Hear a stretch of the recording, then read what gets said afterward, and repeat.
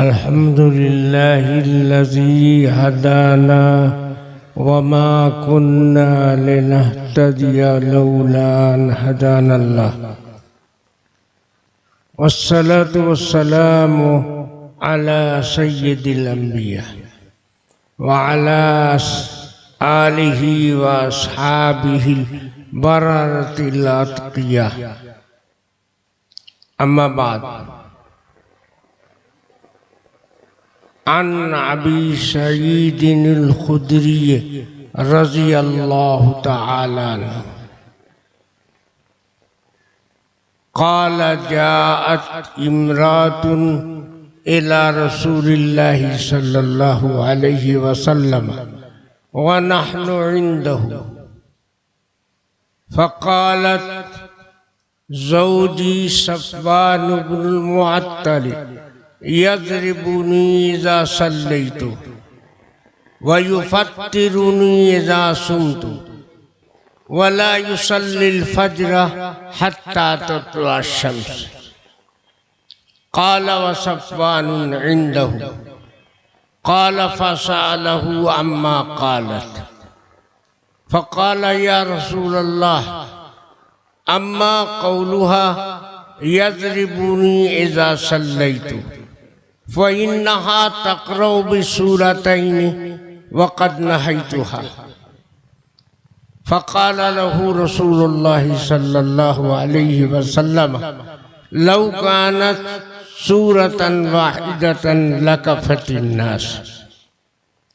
क़ाल व अम्मा क़ौलुहा युफ़त्तिरुनी इज़ा सुमतु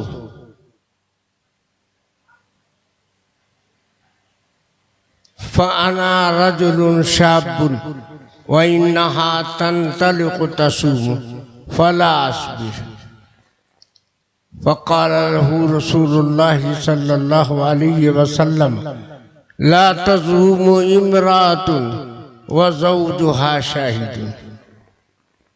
क़ाल व अम्मा क़ौलुहा इन्नी ला उसल्लिल फ़ज्र हत्ता तत्लुअ अश-शम्स फ़इन्ना अहलु बैतिन क़द उरिफ़ लना ज़ालिक ला नकादु नस्तयक़िज़ु हत्ता तत्लुअ अश-शम्स। फ़क़ाल रसूलुल्लाहि सल्लल्लाहु अलैहि वसल्लम या सफ़वान इज़ा इस्तयक़ज़त फ़सल्लि औ कमा क़ाल अलैहिस्सलातु वस्सलाम। मोहतरम बुजुर्गों और दोस्तों,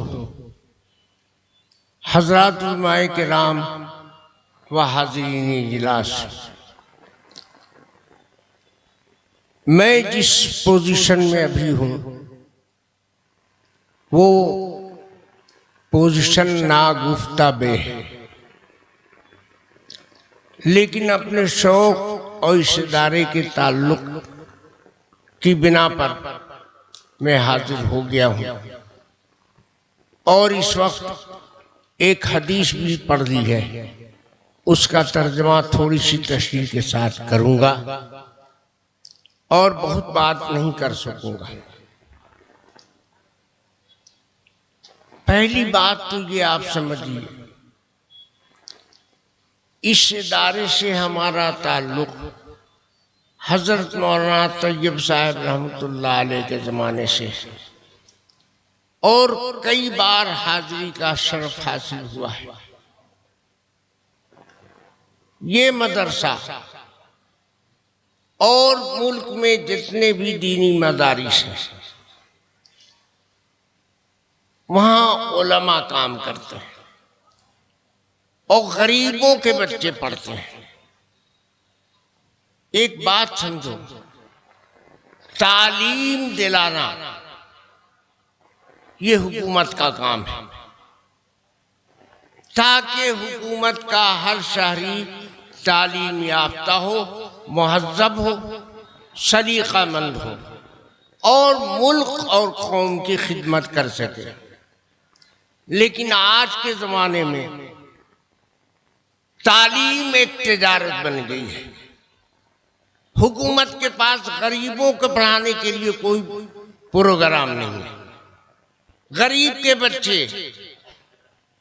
स्कूल में कॉलेज में नहीं पढ़ सकते। क्यों? तालीम पैसे से होती है। जिसके पास पैसा नहीं है वो तालीम क्या हासिल करेगा?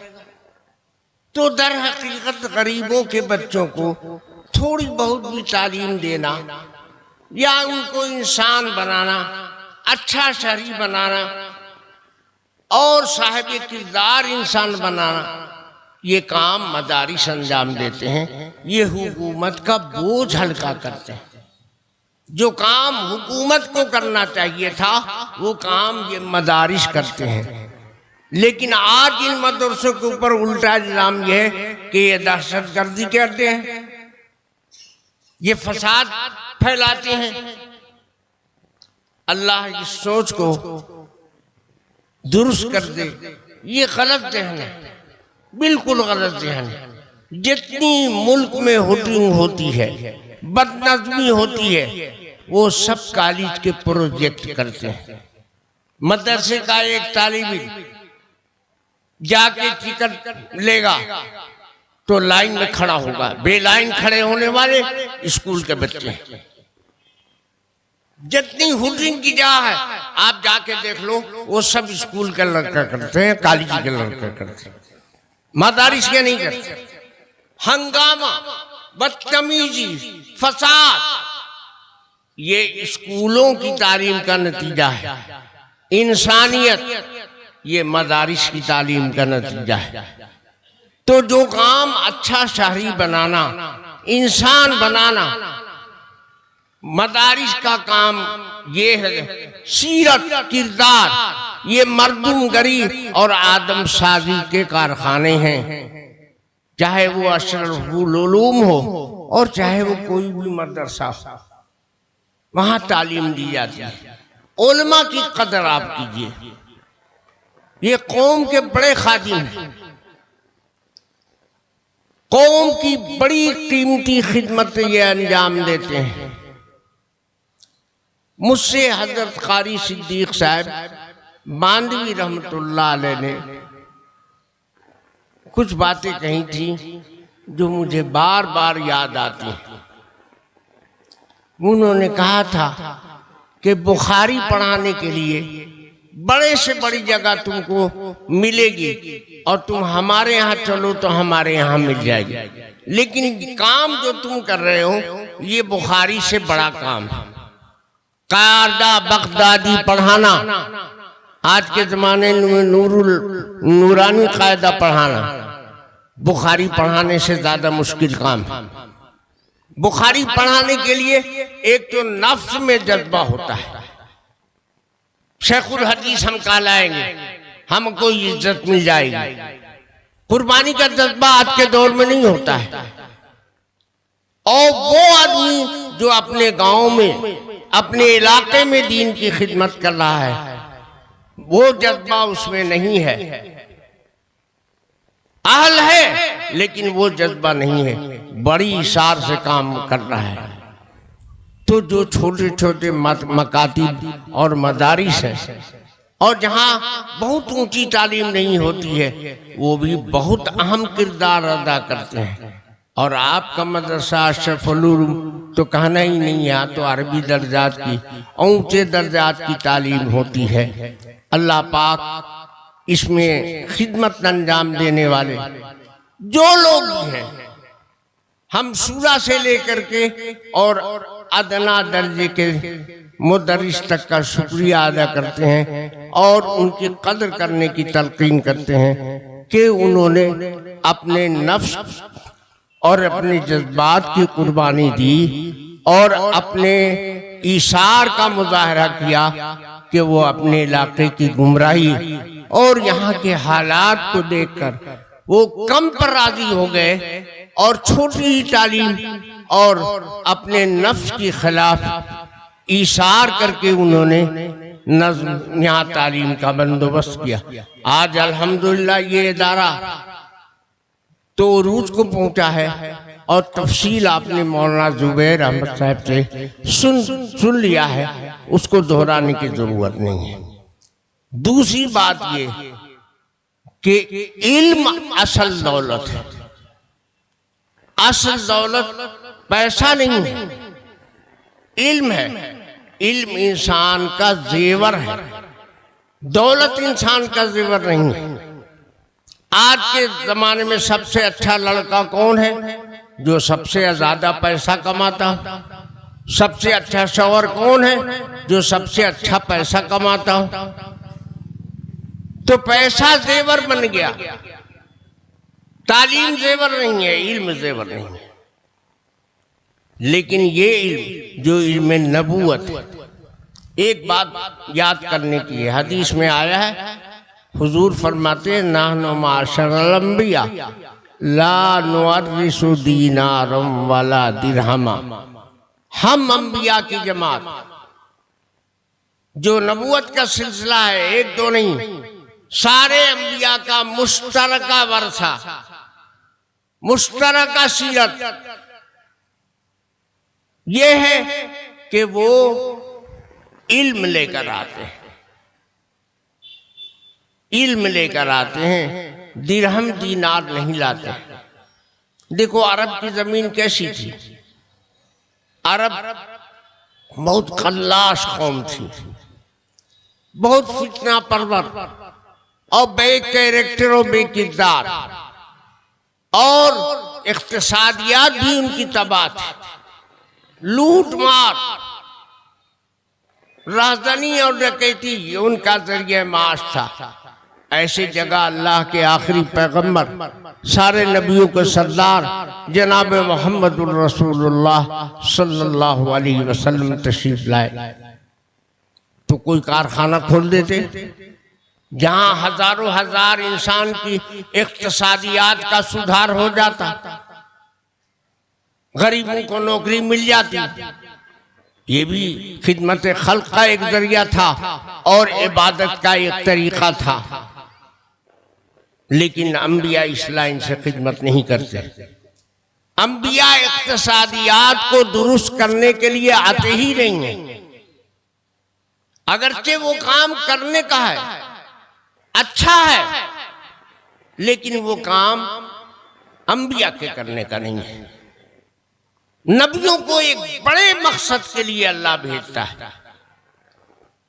वो बड़ा मकसद इक्तिसादियात को दुरुस्त करना नहीं है, किरदार को दुरुस्त करना है, सीरत सादी है, इंसान को इंसान बनाना है, आदमगरी है।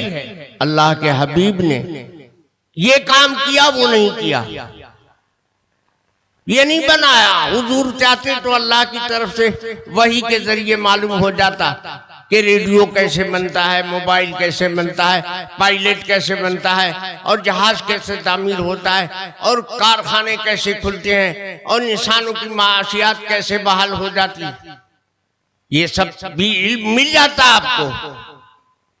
लेकिन अंबिया इस मकसद के लिए नहीं भेजे जाते।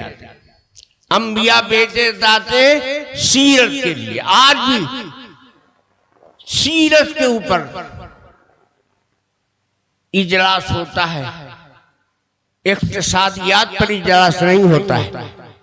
जब दीनी इजलास होगा सीरत पर। सीरत साजी अंबिया का काम है। सारे अंबिया ने सीरत बनाने वाला इल्म लाया अल्लाह के पास, और वो इल्म वही का है जिसको आप, जिसकी इब्तिदा इकरा से हुई, आप तफसील सुन चुके। तो उलमा की कदर करो, और उलमा खुद नबी पाक सल्लल्लाहु अलैहि वसल्लम की सीरत से अपना अमल बनाए और अपने को जोड़े। देखो नूर नबूवत आता है सीरत से, और इल्म नबूवत आता है मुताले से।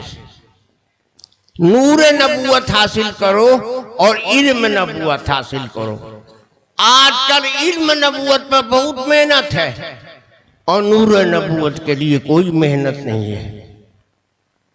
तो इल्म तरक्की कर रहा है, नबूवत के इल्म में हजार शोबे और बड़ी बड़ी रिसर्चें हो रही है और तहकीकात हो रही है। इल्म नबूवत आ गया लेकिन नूर नबूवत नहीं आया। ये जो खानकाही का सिलसिला है वो सीरत साजी का बेहतरीन जरिया है।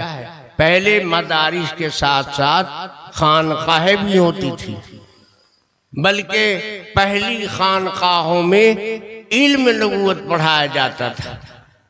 पहले मदरसे नहीं थे, ये इल्म कहाँ पढ़ाया जाता था? खानकाह में। मौलाना अबुल कलाम आजाद कहाँ के फारिग थे? मौलाना कासिम नानोतवी कहाँ के पढ़े हुए थे? सब लोग खानकाहों में बैठ के पढ़ने वाले थे और वहां से इल्म नबूवत हासिल हुआ। तो उनके पास दोनों चीज थी, इल्म नबूवत भी था और नूर नबूवत भी था। हमने अपने जमाने तक दारुल देवबंद में देखा कि वहां दरबान भी तहज्जुद गुजार होता था, और अब तो माशाअल्लाह मुदर्रिस भी तहज्जुद गुजार नहीं होता है। सोचिए आप कितना फर्क हो गया। नूर नबूवत इल्म नबूवत से भागता जा रहा है।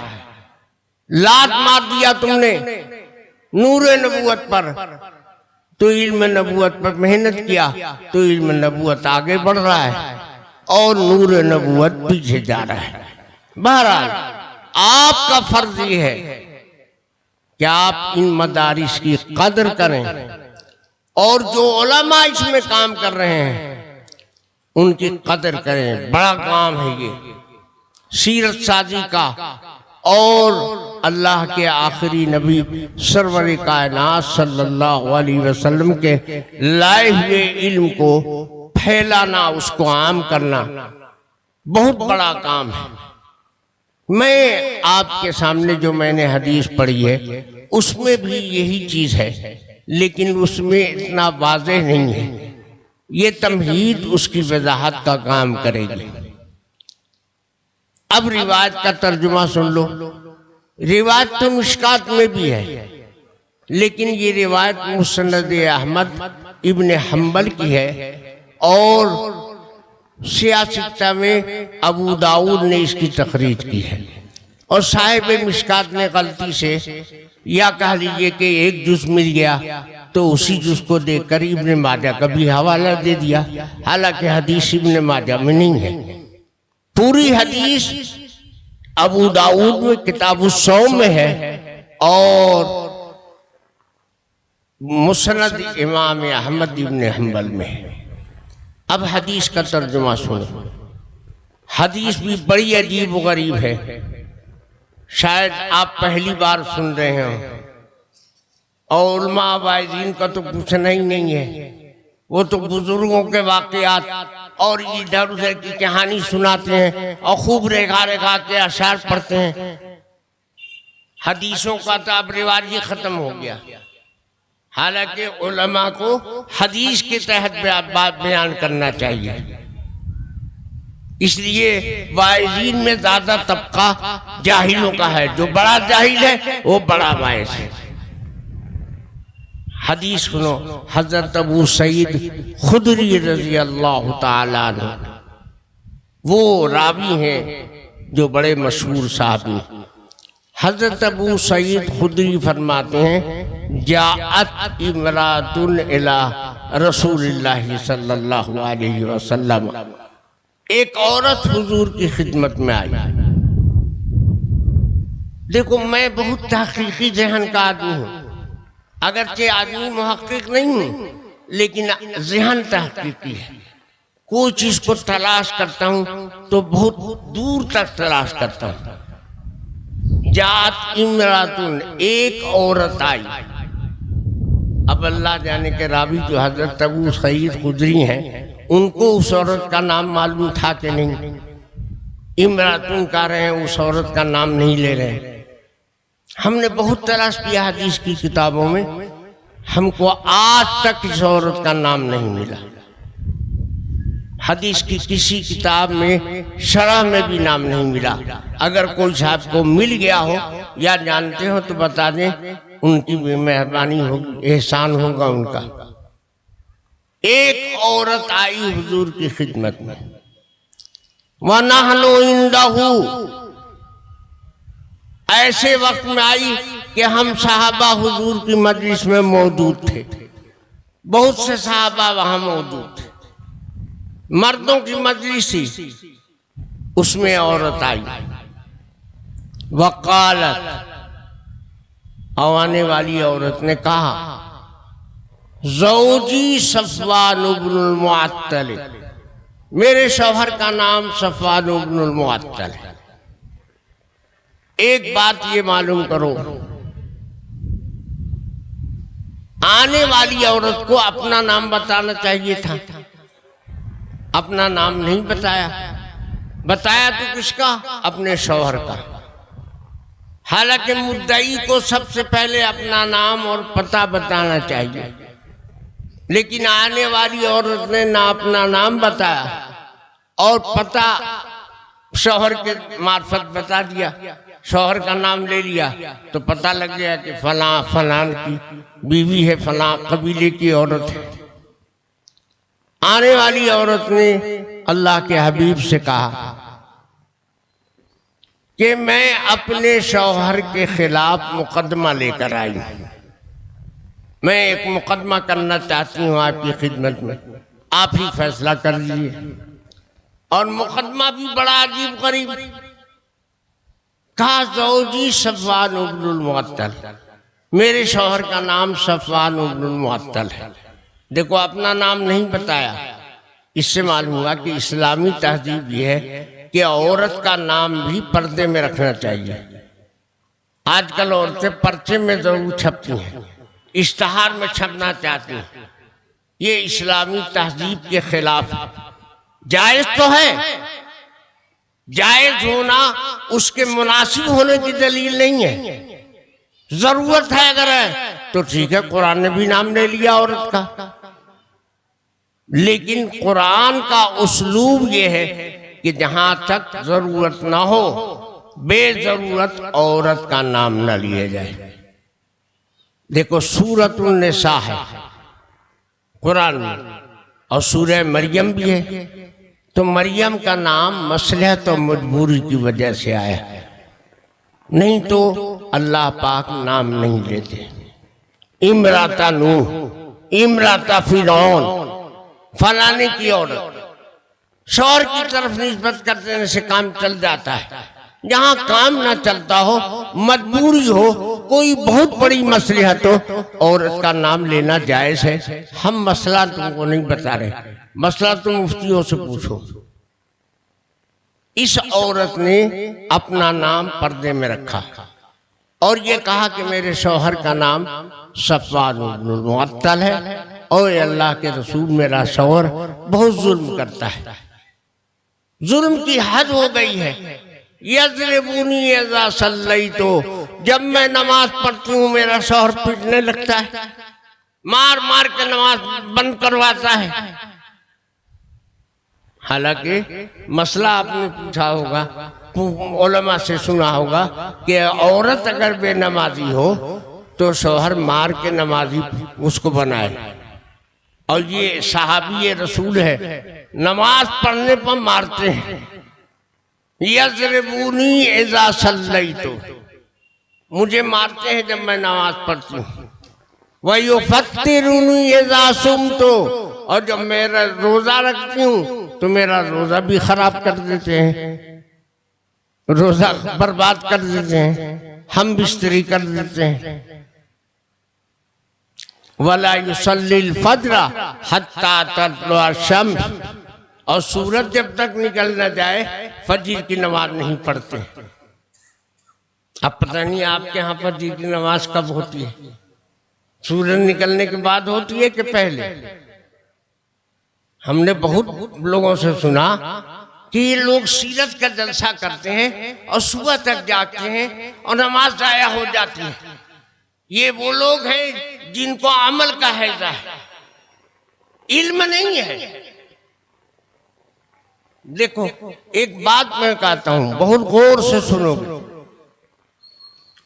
मसाइल पर दीन का मदार है, दीन का मदार फजाइल पर नहीं है।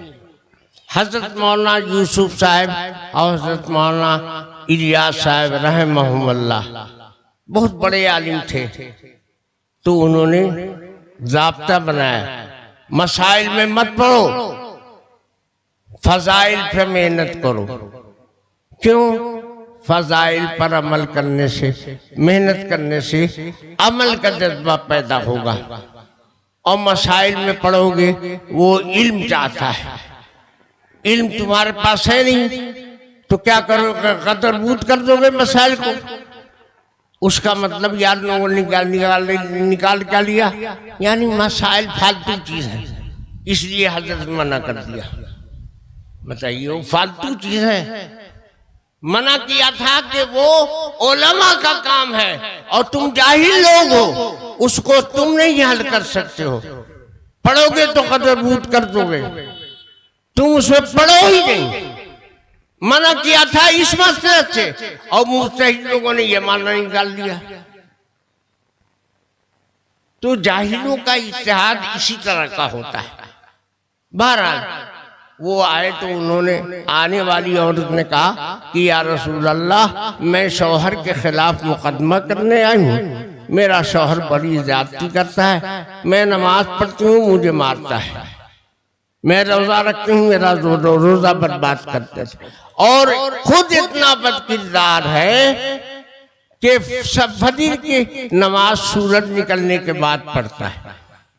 ये जो मैं रवायत बयान कर रहा हूँ ये मिशकात में भी है और हजरत सफ़वान इब्न मुअत्तल के तर्जुमे हाफिज इब्न हजर अस्क़लानी रहमतुल्लाह अलैह वहाँ लिखते हैं साहबा में कि रवातुहु सुक़ात, इसके सारे रावी से कहें रिवायत आला दर्जे की सही है। हत्ता के इमाम बुखारी ने भी एतराज किया तो अहले इल्म ने उसको भी रद्द कर दिया कि रिवायत सही है और ये इस लायक है कि हुज्जत बनाई जाए और दीनी मसाइल का इससे इस्तिंबात और इस्तिखराज किया जाए।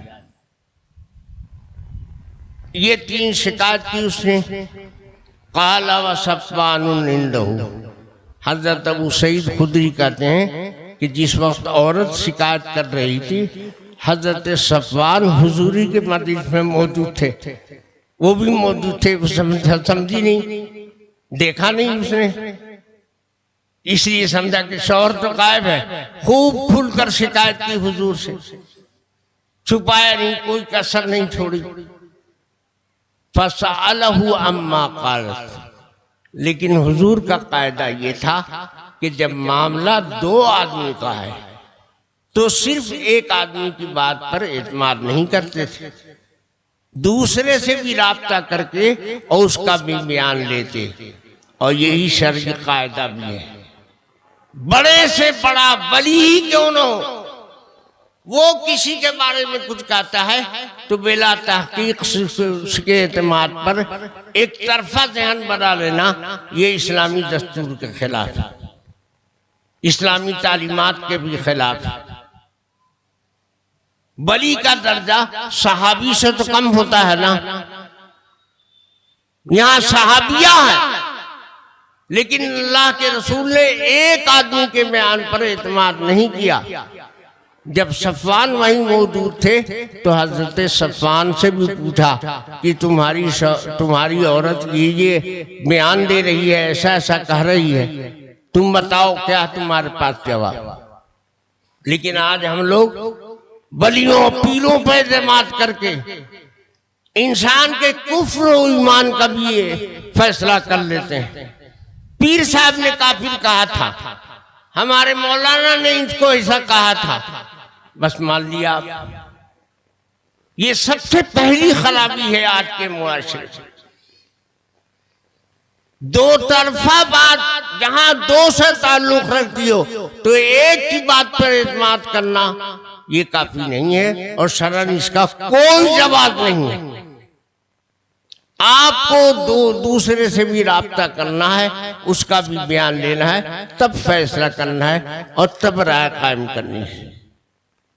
फसअलहु अम्मा कालत, जो बयान औरत ने दिया अल्लाह के रसूल ने हजरत सफवान से कहा, सफवान तुम्हारी बीवी ऐसा कहती है, तुम मारते हो जब वो नमाज पढ़ती है? तो हजरत सफवान ने कहा कि हाँ अल्लाह के रसूल, बात तो ऐसी है, मेरी बीवी तो बहुत पारसा और नेक है, झूठ तो बोल नहीं सकती, मैं नमाज पढ़ती है तो मारता हूँ, लेकिन इसके बयान पर आप मत जाइए, कहीं ऐसा न हो कि आप समझ लें कि ये कोई फर्ज नमाज पढ़ती है और मैं मारता हूँ। फर्ज नमाज का मसला नहीं है, ये बहुत नफिल पढ़ती है, रात रात भर नफिल, हर वक्त नफिल नमाज, हर वक्त नफिल नमाज। तो बताइए मैं जवान आदमी हूँ, मेरा भी तो रात में कोई हक है। मैं इसको समझाता हूँ कि देखो तुम नमाज पढ़ती हो, पढ़ो ठीक है, लेकिन मुख्तसर पढ़ दिया करो, एक ही सूरत पढ़ दिया करो। एक सूरत से भी नमाज हो जाएगी कि नहीं होगी? हो जाएगी, तो एक ही सूरत पढ़ दिया करो। लेकिन जब से हमने इसको मसला बताया तो ये डबल डबल सूरत पढ़ती है। बताइए, जब इतना लंबी नमाज पढ़ेगी तो नमाज से फारिग होने के बाद कुछ वक्त नहीं बचेगा। तो हमारा हक मारने के लिए लंबी नमाज, आज के सूफी कैसे होते हैं, मुरीदों के सामने खूब नफिल पढ़ रहे हैं, बस नफीले नफिल चल रही है। मालूम हो कि हजरत ऐसे अल्लाह वाले हैं कि दुनिया से कोई उनको मतलब नहीं है। क्या कहा जाए, आज की दुनिया मक्कारों की है। याद रखो, शरीयत एतदाल चाहती है, बेतदाली को शरीयत पसंद नहीं करती। तुम्हारा हाल मामलात में बहुत बुरा है, लेन देन में फराइज भी तर्क हो रहे हैं और नमाज में नफिल हाले चलने जा रहे हैं। एक तराजू का पल्ला झुका चला जा रहा है और एक में कुछ भी नहीं है, खाली है। एतदाल पैदा करो, एतदाल के लिए इल्म की जरूरत है और बेतदाली के लिए जहालत की जरूरत है। तसव्वुफ पर जब जहालत का गलबा होगा उसमें बेतदाली आ जाएगी, और तसव्वुफ में जब इल्म का गलबा होगा तो उसमें इत्तेदाल रहेगा। फराइज में कोताही नहीं, लेकिन नवाफिल में बेइत्तेदाली और जरूरत से ज्यादा गुलू, ये शरीयत को मतलूब नहीं है। अल्लाह के नबी के पास औरत ने शिकायत की तो शौहर ने जवाब दिया कि या रसूलल्लाह, आपका ज़हन इसकी शिकायत से कहीं फराइज की तरफ ना चला जाए। ऐसी बात नहीं है, मैं फराइज में कैसे दखल दे सकता हूँ, लेकिन ये औरत नमाज की बेइंतहा शिक है और नफिल नमाज में बहुत गुलू है। मैंने कहा कि चलो भाई पढ़ लो जब तुम्हारा शौक है, ज़ौक है, लेकिन एक मुख्तसर सूरत पढ़ के नफिल पूरा कर लो, कुछ वक्त बचे। तो इसने दूध सूरत पढ़ना, डबल सूरत पढ़ना शुरू कर दिया। तो अब मेरे पास कोई रास्ता नहीं, लाद का भूत बात से नहीं मानता। तब मैंने कहा कि अच्छा, मारना शुरू किया।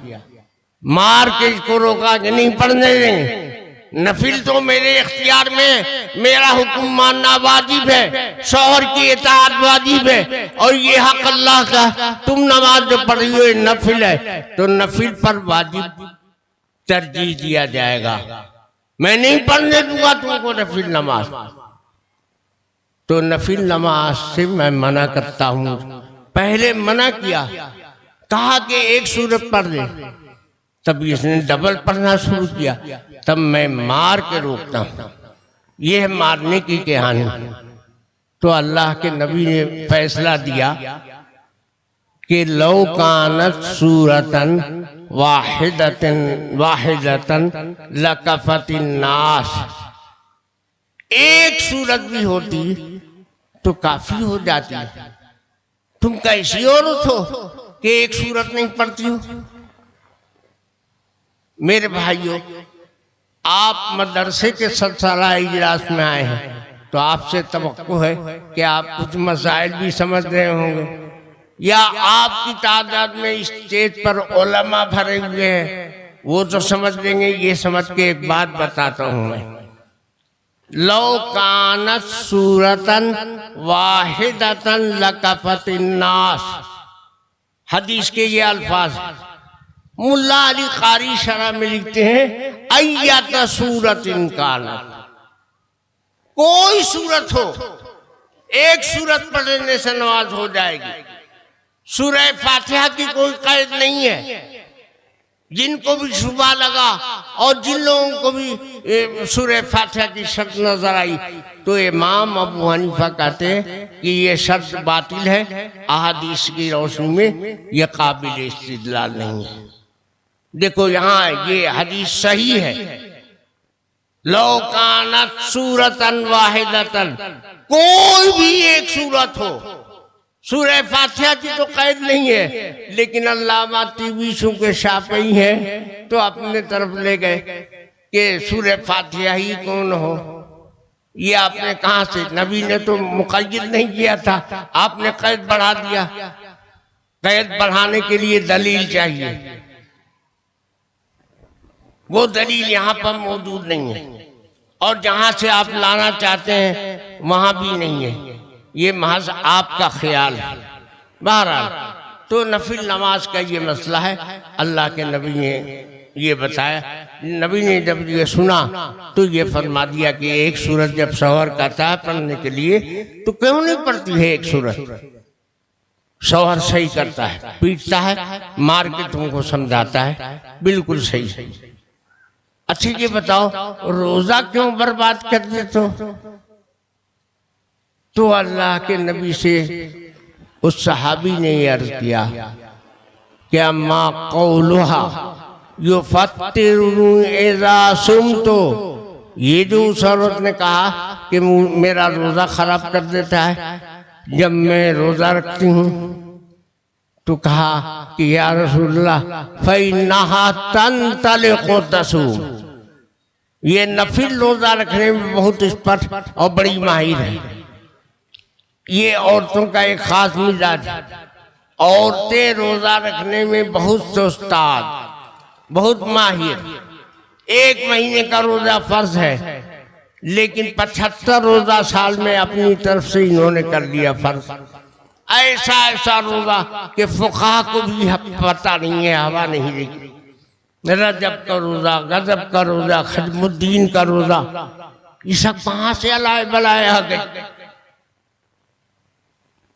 ये औरतों ने रोजा फर्ज कर लिया अपनी तरफ से। औरत रोजा रखने में मर्द से हटेगी नहीं, और नमाज पढ़ने में चाहे कोताही कर दे। तो ये रोजा बहुत रखती है, और रखती है तो चली ही जाती है, रोजा रखती ही चली जाती है। रोजे पर रोजा, आज भी रोजा, कल भी रोजा, परसों भी रोजा, रोज रोजा। वाना रजुलुन शाबुन, मैं जवान आदमी हूं, फला अस्बिर, मैं बर्दाश्त नहीं कर सकता। रात को नफिल पड़ेगी और दिन में रोजा रखेगी, तो ना रात मेरे लिए न दिन मेरे वास्ते, मैं कहां जाऊंगा। मैं जवान आदमी, मैं बर्दाश्त नहीं कर सकता।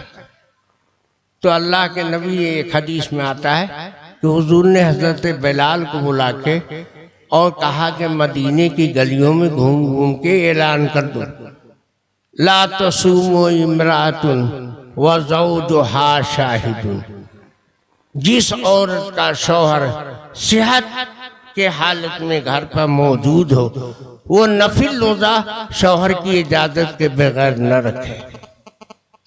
अब आजकल औरतें जरूरत इसी समझती ही नहीं। वो बहुत दीनदार औरत है जो नफिल रोजा भी शौहर की इजाजत के बगैर रखती चली। यार बहुत आज भी रोजा, कल भी रोजा, परसों भी रोजा, ये दीनदारी है?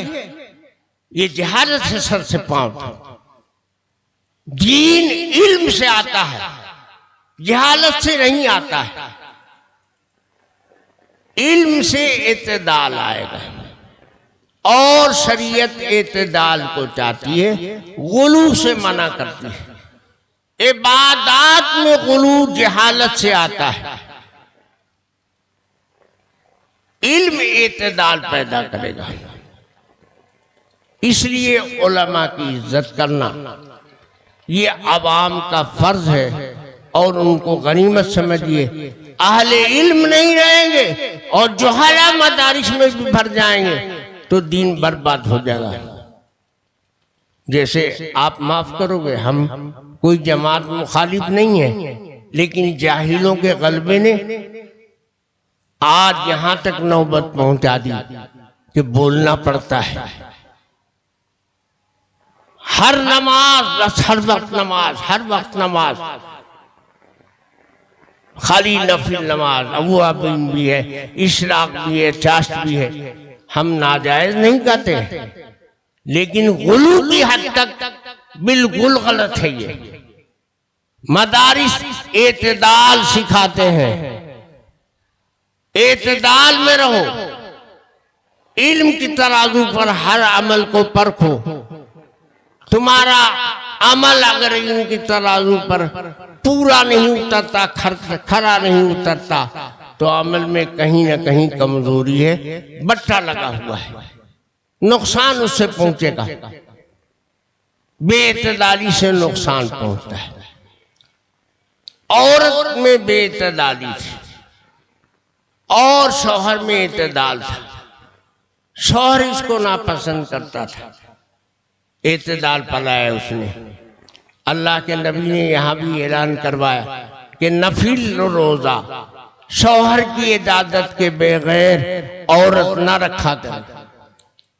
और देखो, पढ़े लिखे लोग हो तो एक बात समझ लो, अल्लामा इब्ने असीर बहुत बड़े आलिम मुहद्दिस गुजरे हैं, जिनकी अल कामिल लिखी हुई है, उनसे भी चूक हो गई।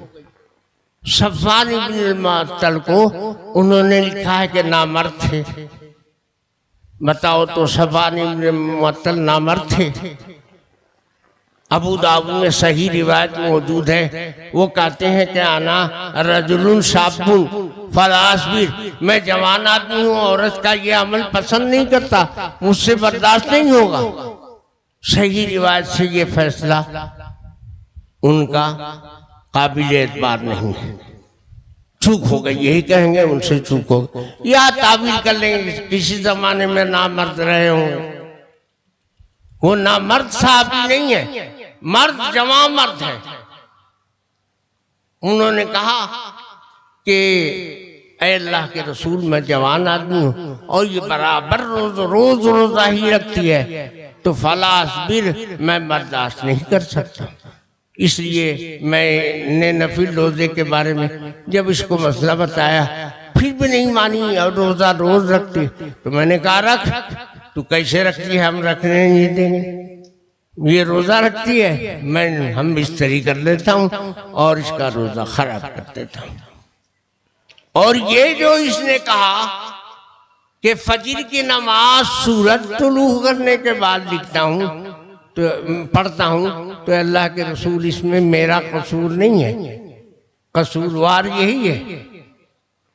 और समझी थी कि ये तीसरा ऐसा मसला है कि इसमें डिग्री हमारी होगी। लेकिन जब हुजूर ने पूछ दिया हजरत सफ़वान से, तो उन्होंने जो इल्लत बयान की वो काबिल कबूल थी। अल्लाह के रसूल ने उसको कबूल कर लिया और औरत ही कसूरवार ठहराया। कहा कि अम्मा कौलहा ला उसल्लिल फज्र हत्ता तत्लुअ शम्स, ये तीसरी बात जो इसने बयान की कि फजर की नमाज सूरज निकलने के बाद मैं पढ़ता हूँ। फ़इन्ना अहलो बैतिन, अल्लाह के रसूल, रात को काम करने वाले हम लोग हैं, रात भर काम करते हैं। मदीने में कारोबार की कोई मंडी नहीं है, कोई कील कारखाना नहीं है, खजूर के बाग हैं, हम लोग बाग वाले आदमी हैं।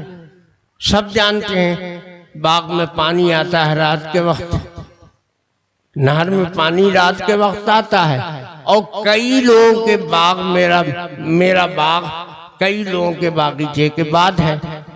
वो लोग का नंबर जब पूरा हो जाता है तब मेरे खेत का नंबर आता है और तब फावड़ा लेके मैं चलता हूँ और एक एक पौधे तक पानी पहुंचाता हूँ।